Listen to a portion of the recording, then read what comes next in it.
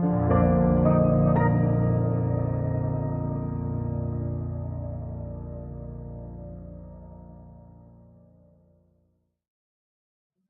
tardes a todos, bienvenidos a esta nueva charla, conferencia del Instituto Juan de Mariana. Bienvenidos tanto a los que estáis en el aula aquí presencial, como a quienes estáis siguiendo la retransmisión por streaming desde casa. Hoy tenemos en la sala a un político, o ex político, mejor dicho. No es habitual, los liberales sabéis que desconfiamos de la política y aunque estamos siempre gustosos y deseosos de que los políticos vengan a exponeros y a exponernos sus ideas, sus propuestas y desde luego, sobre todo, y esto será posible en el turno de preguntas, a debatir con ellos nuestras distintas visiones y posiciones, pues no suele ser habitual que los políticos vengan. No sé si porque no se atreven o porque directamente tienen otras finalidades. Afortunadamente, Miguel Sebastián, el ministro de Industria, no solo se ha atrevido, sino que se ofreció a él. Fue él quien lanzó la propuesta de venir aquí y nosotros, por supuesto, encantados de que venga y de que vengan otras veces más gente de su partido, del partido que, por desgracia, ahora está en el gobierno, o de, por supuesto, estaríamos encantados también de que viniera gente de Podemos. En cualquier caso, hoy tenemos ya al ministro de Industria, Miguel Sebastián, con una conferencia titulada Los retos pendientes de la economía española. Como siempre, pues media hora, 3/4 de hora de exposición y luego tendremos tiempo para un turno de preguntas que seguro que será apasionante. Muchas gracias por estar aquí. Muchas gracias, Juan. Yo os voy a contar un poco cómo fue esto.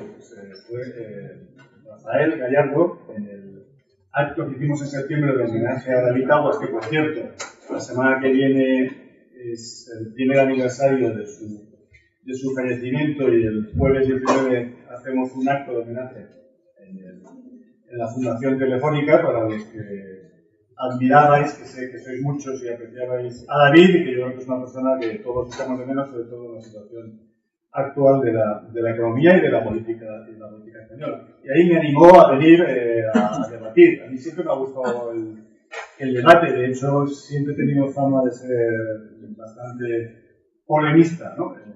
En los sitios por los que he pasado, ¿no? Por tanto el reto me parecía interesante. No, yo los últimos años me he sentido, no en las antípodas, pero sí bastante lejano a vuestra posición ideológica, ¿no? Bueno, hace 3-4 años, a lo mejor ahora, con todo lo que está pasando, no estamos tan lejanos, no lo sé.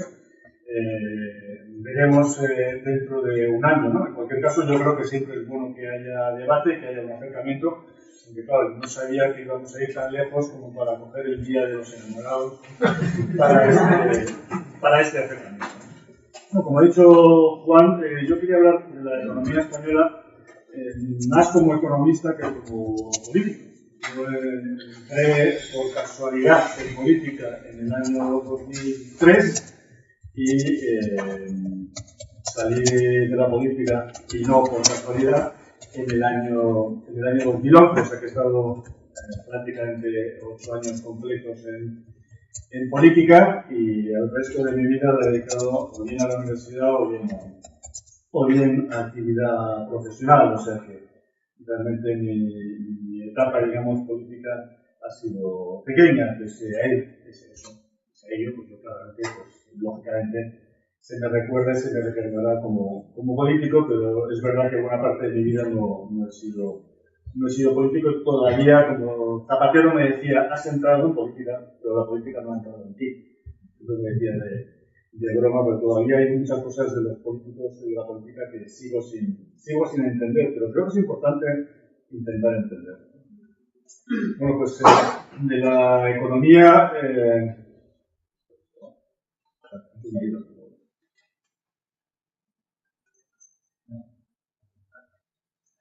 Bueno, voy a hablar un poquitín de las perspectivas para este año. Como sabéis, todo el mundo está de acuerdo que este año la economía va a crecer más que el año pasado.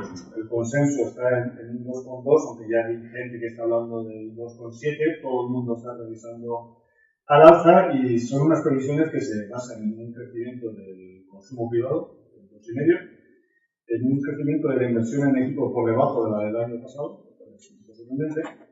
pero sobre todo está la gran diferencia. Claro, lo que aporta es que cuando la construcción pasa de caer -4 a un +2,2, todo realmente es un menos que se convierte en más, ¿no? Porque tampoco la situación de la economía española es muy bollante, ¿no?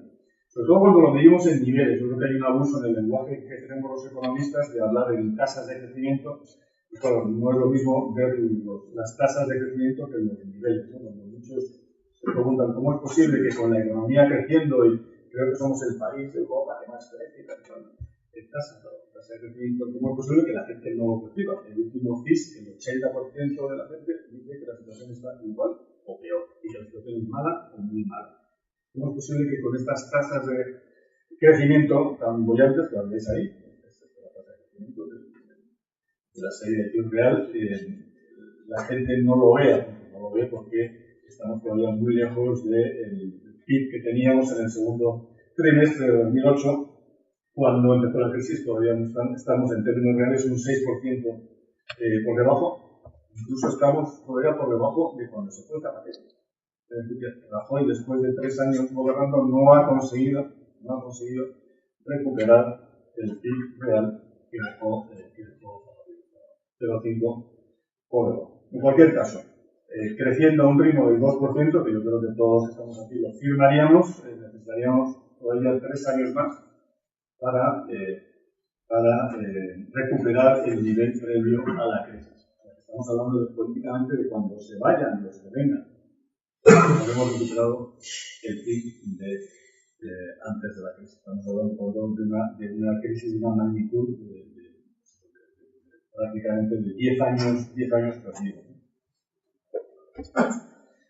Y es una recuperación que, por eso decía lo de que firmaba yo el 2% anual, porque es una recuperación muy lastrada, ¿no? Y hay 3 lastres. Uno, la deuda externa, una deuda externa sorprendentemente en términos netos, no solamente no se ha reducido, sino que ha aumentado en los últimos años con la crisis.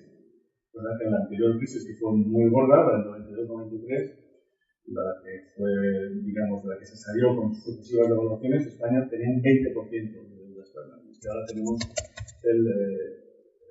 la deuda externa, cuando nos incorporamos al euro, la deuda externa se había multiplicado por 3 en términos de PIB, se había triplicado. Y ahora está, como decía, prácticamente en el 100%. El superávit por cuenta corriente se supone que tiene que ir aligerando esta deuda externa. El problema es que el superávit por cuenta corriente ha durado 2 años y hemos vuelto otra vez al crónico déficit por cuenta corriente, que es uno de los problemas, digamos, a los que luego me referiré, estructurales de nuestra economía. Otro lastre es la deuda pública. Yo he utilizado, para ser prudente, pues que cosa más prudente que el Banco de España, ¿no? Institución prudente por definición, ¿no? Pues he sacado un gráfico del boletín del Banco de España donde me sorprendió.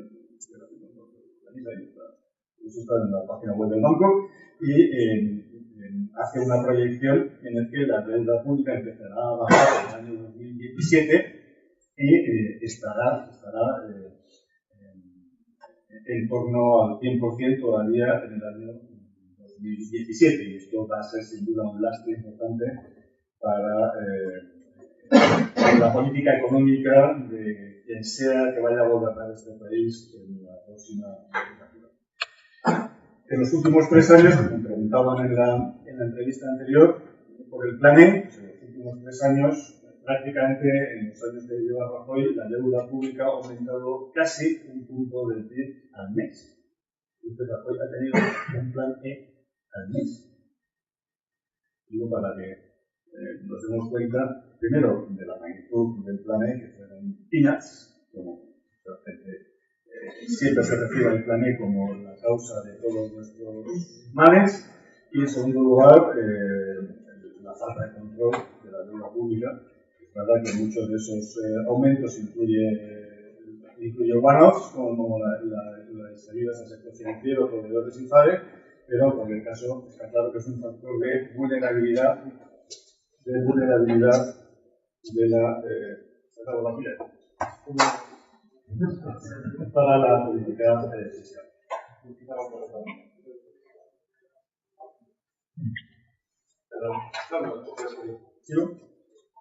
Muy bien.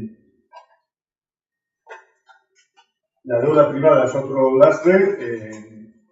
Como sabéis, nuestra crisis ha sido una crisis de deuda y ha sido una crisis de deuda privada. Algo que dejaré para el debate, pero ya lo diré. Yo, como economista de Minnesota, durante muchos años me he creído, incluso he dicho, el mantra de que la deuda pública es mala y la privada es buena. La privada, los agentes toman decisiones de forma óptima, buscando su máxima utilidad en el caso de los consumidores, su máximo beneficio en el caso de las empresas, agilizando y con situaciones que eso va a ser bien para todos.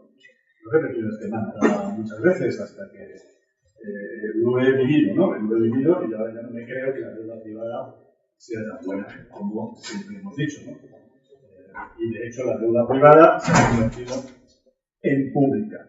Por tanto, yo creo que a vigilar en el futuro será también los ratios de deuda privada y no solo los de deuda pública como hemos venido haciendo, digamos, en los últimos años, por el mantra de la deuda privada como imitadora de las decisiones de los agentes.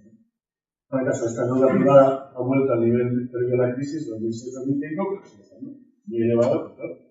En esta crisis está muy elevada y pues sigue estando a pesar de que se haya producido un desapalancamiento.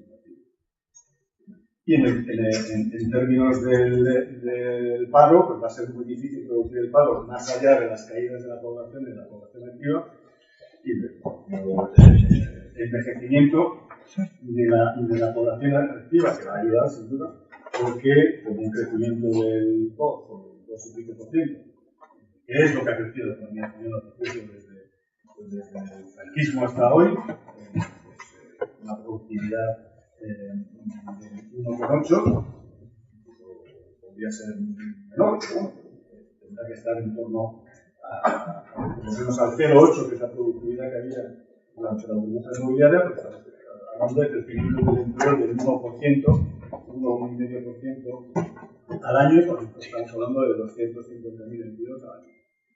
Será el ritmo razonable de la productividad incluso bajo de crecimiento del empleo. Estamos hablando del problema, digamos, de recuperar los niveles de empleo de antes de la crisis, pues va a llevar más tiempo que los implicados antes de la crisis. Nuestra parte negativa, la parte positiva es el euro, que es lo que ha hecho el euro, sobre todo en las últimas semanas. Esta depreciación que lo ha llevado, no solamente por debajo de su media, que es 1,23, su media histórica, que es toda la historia del euro, la depreciación de 1,29 hasta hoy, sino que lo ha llevado a los niveles en los que nació, ¿no? Esta gran depreciación del euro va a ser un alivio para la competitividad exterior. Está bien de la moneda interna, pero un poquito de externa. Pues también ayuda el riesgo de deflación. Es que no había pasado eso. No se llega, creo que ya cada vez es menor, pero que era evidente, y la deuda externa también se mejora, la deuda externa neta con la depreciación del euro, pues vamos, los activos en el exterior valen más y nuestros pasivos en euros, en el exterior, que están en moneda en dólar, fundamentalmente valen más y nuestro pasivo que están en euros, pues se deprecia tanto. Va a ayudar en todos. Yo creo que si el euro se va a la paridad, pues sería un factor para toda la economía europea.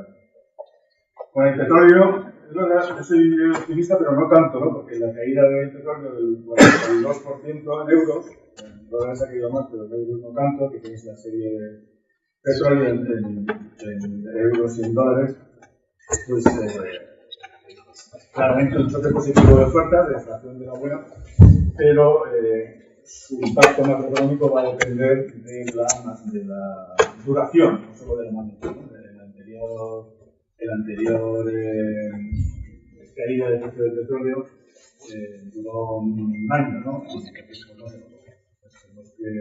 Para que tenga un efecto positivo, digamos, en la economía, necesitamos una caída del precio del petróleo que sea duradera. Y ahí tenéis el BCE. Bueno, el BCE va a llevar con el QE que ha anunciado y que empieza a poner en práctica, va a llevar su balance a los niveles del año 2012 en el año 2015. Y luego veremos si sube, si sigue con estos anuncios de compras de activos de aquí al año 2016. En cualquier caso, yo tampoco espero que se traduzca, tampoco lo tengo muy claro hasta que no lo vea, ¿no? Porque la expansión monetaria hasta ahora no se ha traducido en un aumento del crédito, en parte porque el sector privado necesita desapalancarse y en parte porque no han funcionado los mecanismos de transmisión por la situación del sistema financiero. Esperamos que esto al final se note, digamos, esta expansión monetaria en las decisiones de las agencias. Y finalmente los riesgos. Hay riesgos inmediatos, la posible crisis de los emergentes, Rusia y el conflicto con Ucrania. No sabemos si España va a ser, en caso de esa crisis, contagiada o funcionará como refugio. En el año 2000-2001 España fue un refugio y la crisis de Latinoamérica no nos vino mal.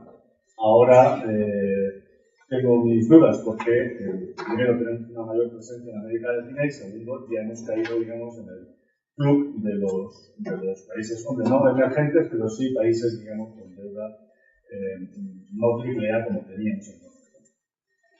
La burbuja de deuda, está claro que hay un rally en los mercados que algunos consideran que ha sido excesivo y que puede corregir en otro momento. La deflación, nosotros ya cuando leía que en Dinamarca estaban ofreciendo hipotecas con tipo de interés negativo, se da una idea de la complejidad que tiene gestionar la deflación, porque tipos de interés negativos para evitar, digamos, estas subidas de tipos reales. Las subidas de tipos reales son contractivas, pero los tipos nominales negativos es que son muy difíciles de manejar, tanto para el sistema financiero como para los propios agentes.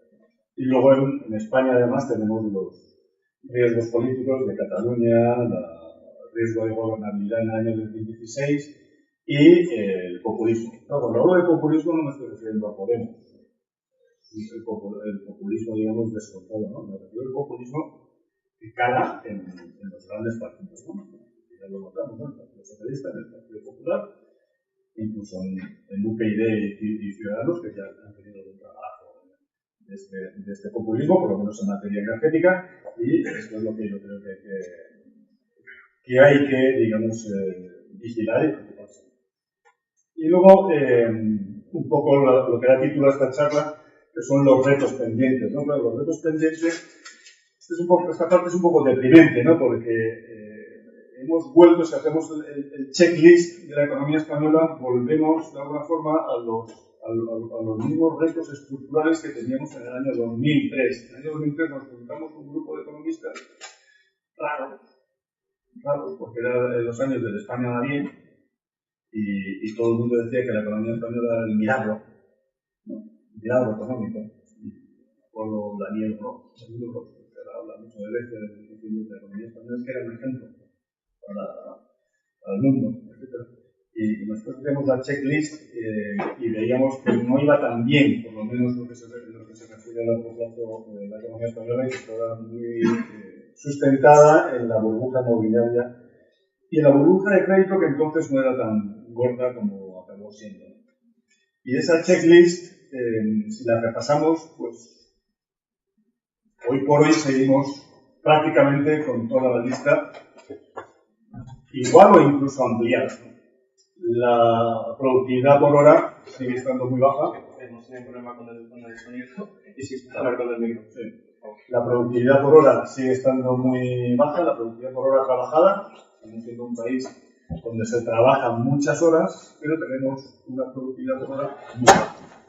La dualidad del mercado de trabajo, en los últimos datos es verdad que ha bajado la temporalidad al 24%, pero en los jóvenes hasta 30 años la temporalidad ha subido al 52%. Estamos hablando de una subida de 5 puntos en los últimos 3 años. El envejecimiento demográfico, bastante conocido, lo cual no quiere decir que políticamente sea un problema mayúsculo. Claro, cada vez más gente con más edad, las resistencias van a ser cada vez mayores, las resistencias a abordar las consecuencias de este envejecimiento, ¿no? En particular, la población de más de 65 años sobre los que están en edad de trabajar, 20-64, ese rango de edad, que es el que estadísticamente se suele tomar, estamos hablando de un 28%, pero que va a subir al 60% ese ratio, de los más mayores sobre los personas en edad de trabajar, al 60% en el año 2050.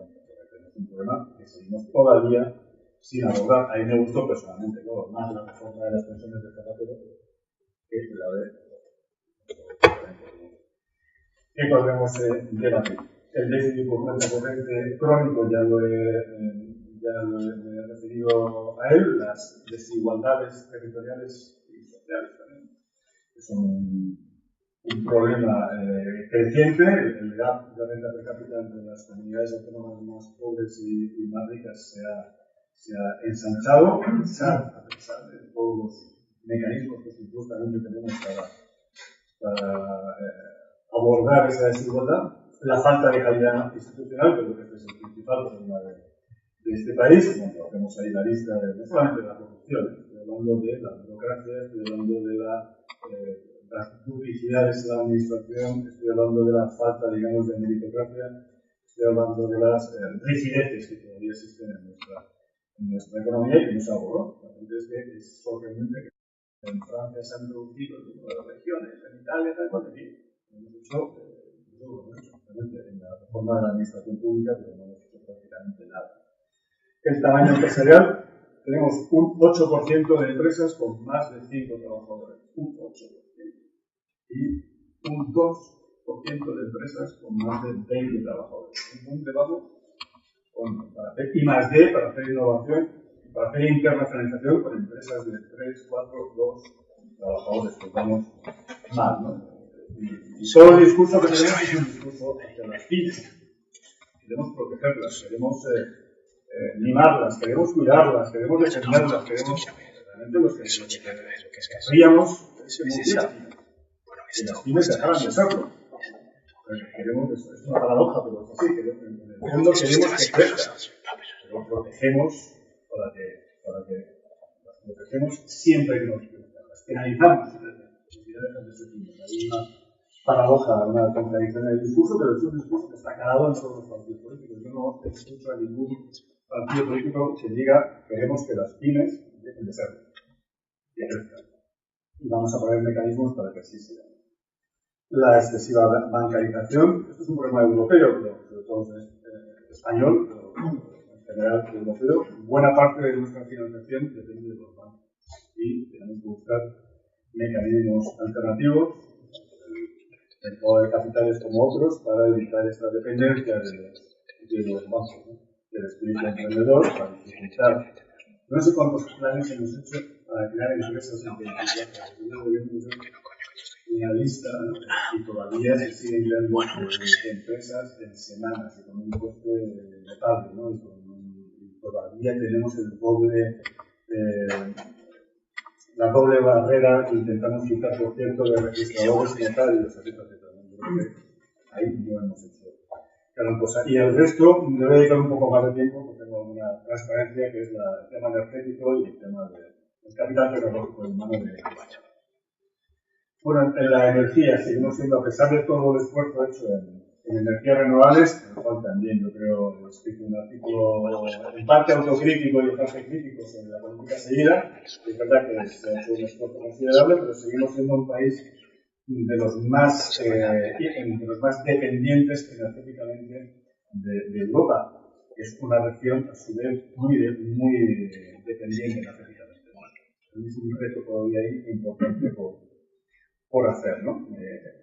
Para entendernos, nuestro déficit energético exterior, que es una parte importante de este déficit estructural crónico al que antes me refería, representa casi el 4% del PIB. Ahora bajará este año por el petróleo, pero luego volverá a subir cuando el petróleo se recupere, ¿no? Para hacernos una idea, estos 40.000 millones de euros pues, casi equivale a todos los ingresos del turismo internacional. Todo lo que conseguimos de los turistas internacionales lo gastamos en petróleo, ¿no? Y casi es el doble de todo lo que exportamos en automóviles, tanto en vehículos como en el I+D+I.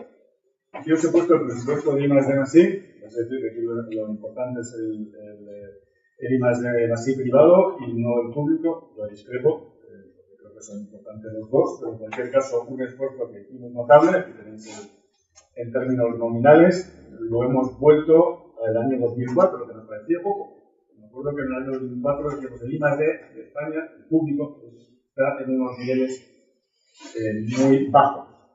Nos parecía bajo el año 2004 y 10 años después el I+D sigue en el mismo nivel en términos absolutos, en términos constantes, en términos nominales, en términos constantes está en el año 2002. Entonces, todo el esfuerzo realizado se ha venido atrás, ¿no? Lo podéis ver desde el punto de vista de los investigadores. Se han ido 7.000 investigadores, sobre todo jóvenes, porque son los más baratos de decidir, ¿no? La pérdida de ese capital humano, yo creo que todavía no nos damos cuenta de la factura que nos va a pasar a largo plazo en nuestra economía y que tenemos que ponernos como reto el recuperar.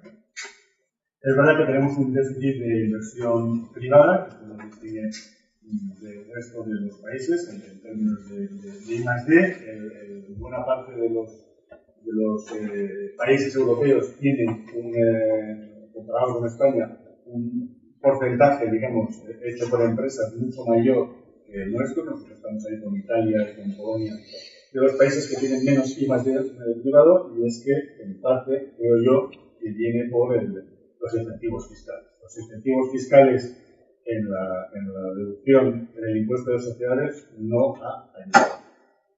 Y nosotros lo intentamos quitar y no pudimos. Y hay que quitarlo. ¿Por qué? Primero, porque es injusto, porque solo ayudas a las empresas consolidadas. Segundo, porque no funciona, porque somos el país, aquí lo tenéis,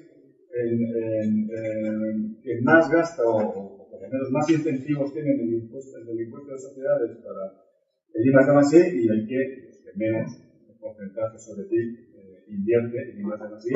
Me refiero al sector privado, el público abajo. Entonces yo creo que esto es claramente que retrocedárselo y que quitarlo. Solamente está ayudando a grandes empresas consolidadas y que además iban a hacer el I+D en cualquier caso con este incentivo. La formación, tenemos un porcentaje. En la parte administrativa no estamos tan mal comparado con el resto de los países europeos, pero sí que tenemos un porcentaje muy bajo de trabajadores altamente cualificados y un porcentaje muy alto de trabajadores manuales o no cualificados. Los no cualificados es el más alto de esta lista, de esta Grecia, de esta Portugal, etc. Y en manuales pues tenemos un porcentaje muy alto. En cambio, en altamente cualificados, pues tenemos un porcentaje muy bajo. Las TIC, el plan Avanza, hicimos un gran esfuerzo de convergencia, pero claro, el esfuerzo de convergencia lo hacen todos los países, ¿no? Y el parón que ha habido en inversión en el área de las TIC, nos promocionamos desde el sector público y que yo creo que fue exitosa. Porque el grado de penetración, no solamente de la banda ancha, sino también de Internet en nuestra economía es mucho más alto que el que hay en otros países, y eso es bueno para nuestro tejido productivo. Pues nos hemos quedado atrás, porque ese gasto se ha frenado en términos absolutos y el resto de los países pues, ha continuado. Y luego esto en el que no estaréis lógicamente de acuerdo en este instituto, que es la política industrial. Yo creo que una de las peores frases, que fue de Gary Becker, luego me enteré, no fue el ministro socialista que dijo la frase y que ahora dijo que no la dijo. Pero el ministro socialista que dicen que dijo la frase que él ahora dice que no dijo la famosa frase de la mejor política industrial es la que no existe. Y yo creo que es un desastre esa frase. la combato plenamente. La pérdida de tejido industrial es un desastre porque creo que queda demostrado, bien por países o bien por regiones, que los países y regiones con un mayor peso de la industria en su PIB tienen más exportaciones, tienen más empleo y de mejor calidad, tienen más innovación, tienen incluso, lógicamente, resultado de las tres cosas, tienen unos salarios más altos y también un nivel de bienestar más alto. La pérdida de peso de la industria no ha ocurrido durante la crisis, como mucha gente se cree. Es que la crisis ha acabado con la industria. No. Lo que acabó con la industria fue el ladrillo. Eso fue lo que acabó con la industria. La pérdida de peso se produce del año 99, que fue en la entrada en el euro y el boom inmobiliario, hasta el año 2009. Desde entonces, la pérdida de peso de la industria se ha frenado. No es verdad que haya sido la crisis que ha acabado con la industria, sino el boom del ladrillo, digamos. Política industrial. Cuando hablo de política industrial no me refiero a hacer, es que suena como muy antiguo, ¿no? Pero política industrial no es ponerse de lucha en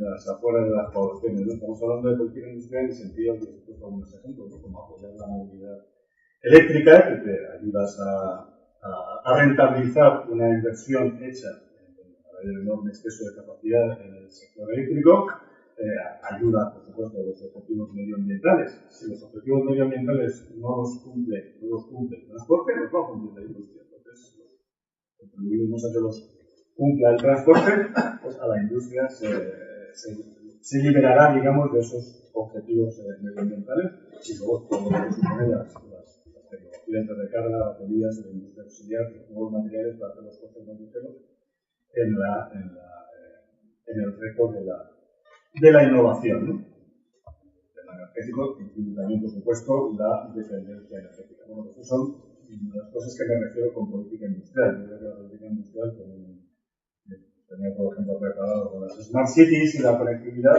donde está claro que va a haber 50.000 millones, 7.000 millones de seres humanos en el año 2020 y 50.000 millones de máquinas, ¿no? Hablando del Brasil, y hay muchísimo, digamos, por hacer desde el sector público, por supuesto, para mejorar, digamos, esta capacidad de conectividad de estas máquinas y de estas máquinas, por supuesto, con los seres humanos. Sistema fiscal, aquí hay muchísimo por hablar. España es un país de los que recauda menos el resto de los países europeos en general, a pesar de que tiene unos tipos impositivos altos, pero la gran diferencia está en los impuestos indirectos. En los impuestos indirectos estamos en el ranking de 28, pues el 27, el 28. En el IVA estamos en el 28, el 28. El país que menos recauda por IVA. Y los impuestos especiales, gasolina, tabaco, alcohol, en el puesto 27.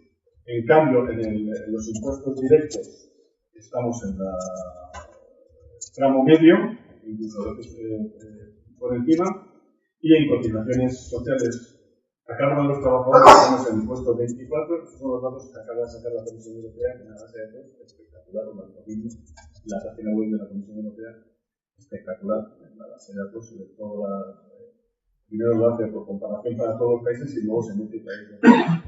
En cotizaciones sociales estamos a la cabeza, en empresarios, a cargo de empresarios autónomos, y en cambio a la cola a cargo de los trabajadores.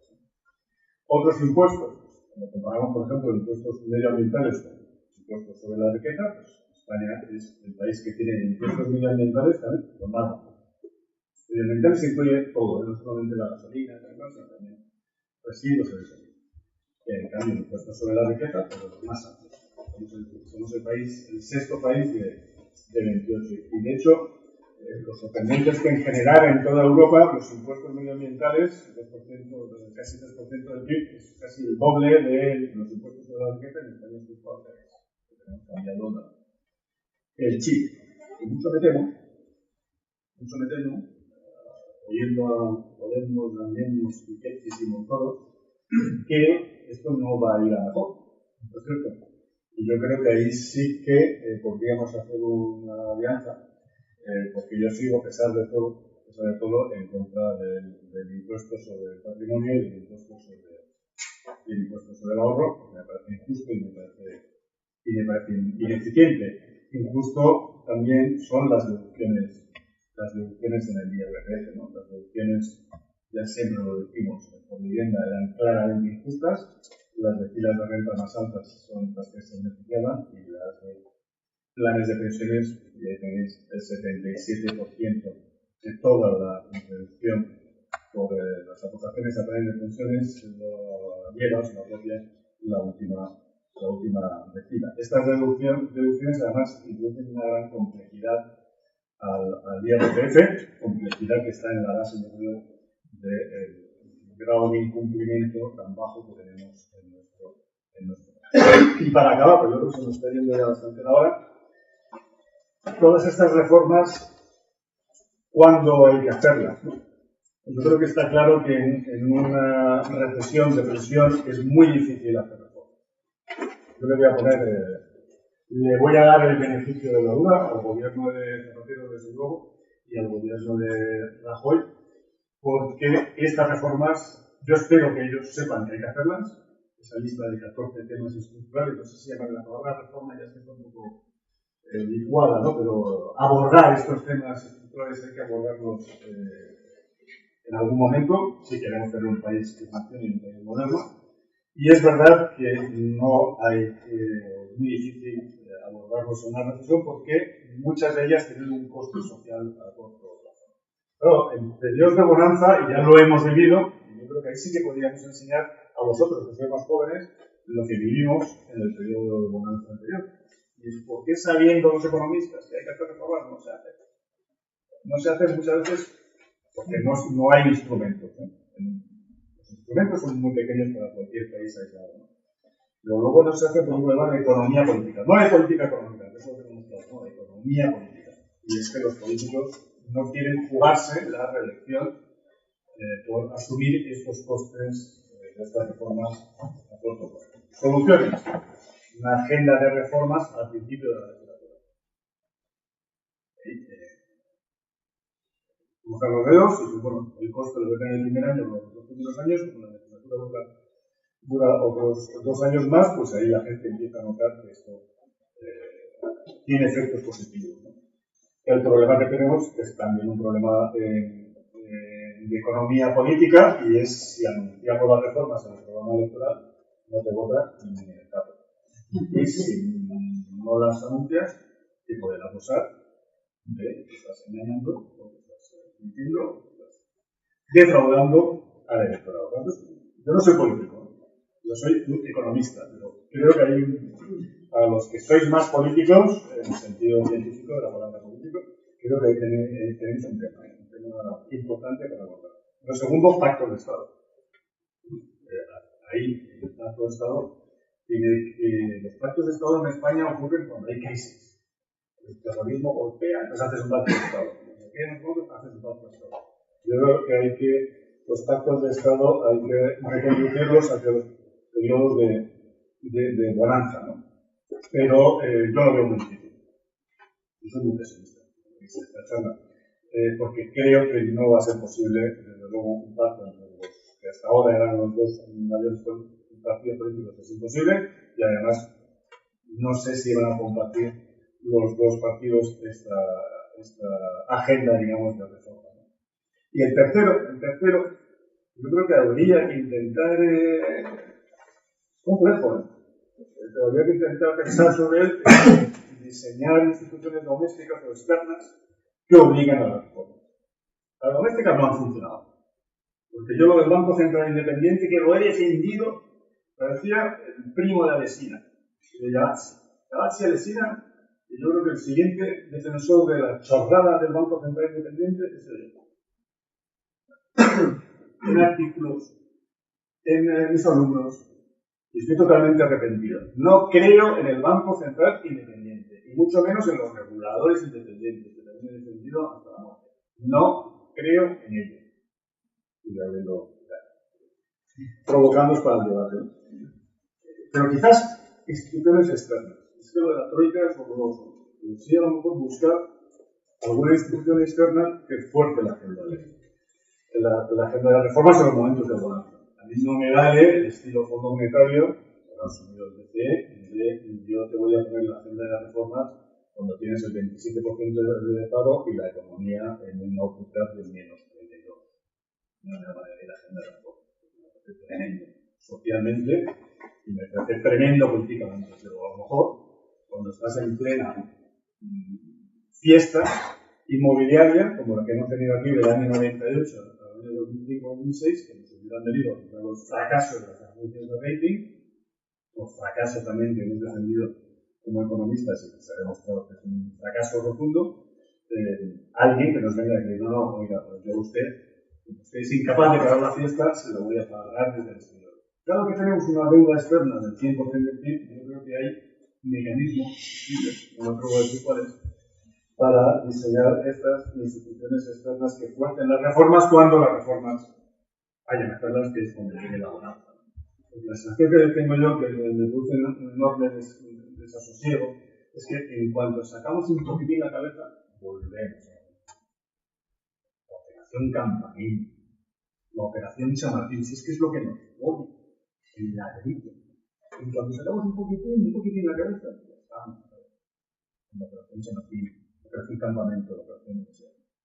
Creo que en ese sentido sí que tenéis y tenemos que estar vigilantes de que la próxima bonanza, que ojalá llegue pronto, y me refiero a bonanza en una situación donde la gente ya note que la economía va bien y la gente esté ya dispuesta, digamos, a asumir riesgos y asumir también mal gasto, por qué no decirlo, ahí es cuando hay que apretar para llevar a cabo esta agenda de reformas. Y con esto lo he terminado, porque ya has tenido bastante tiempo y muchas gracias por escucharme y sobre todo por la invitación.